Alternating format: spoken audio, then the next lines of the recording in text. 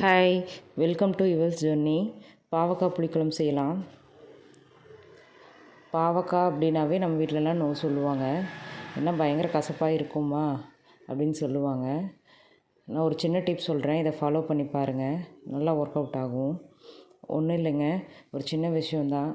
நம்ம எவ்வளோ பாவக்காய் எடுத்துக்கிறோமோ அதே அளவு பெரிய வெங்காயம் சின்னதாக நறுக்கி எடுத்துட்டோம் அப்படின்னா பாவக்காயில் இருக்கிற கசப்பை கம்மி பண்ணிவிடும். நான் தேவையான அளவு எண்ணெய், அதில் கடுகு வெந்தயம் சேர்த்துக்கிறேன்.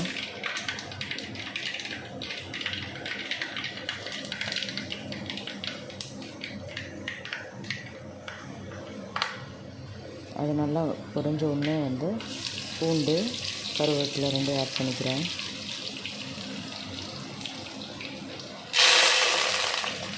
அதனோட பெரிய வெங்காயம் ஆட் பண்ணிக்கிறேன்.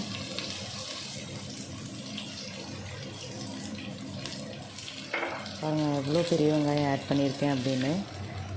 ஈக்குவல் டு பாவக்காய் தான் ஆட் பண்ணியிருக்கேன்.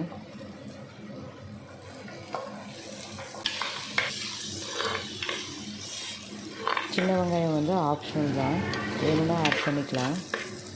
இது எல்லாம் நல்லா வணங்கினதுக்கப்புறம் நம்ம தக்காளி ஆட் பண்ணிக்கலாம். ஒரு சின்ன சைஸ் தக்காளி 2 ஆட் பண்ணியிருக்கேன். அதோடு தேவையான அளவு உப்பு, மஞ்சள்தூள், குழம்புத்தூள் 3 ஆட் பண்ணிக்கலாம்.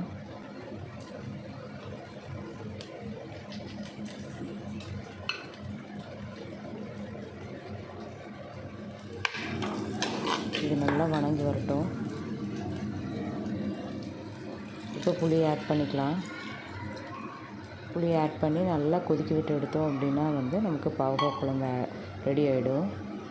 நீங்களும் ட்ரை பண்ணி பாருங்கள். தேங்க்யூ.